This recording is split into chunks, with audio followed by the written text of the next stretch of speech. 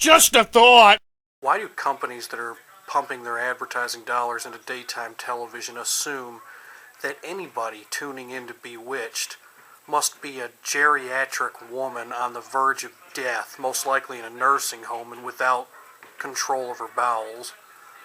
Every single commercial during this broadcast of Bewitched, I'm over at my grandma's house, I decided to tune in. I used to have a crush on Elizabeth Montgomery when I was a kid.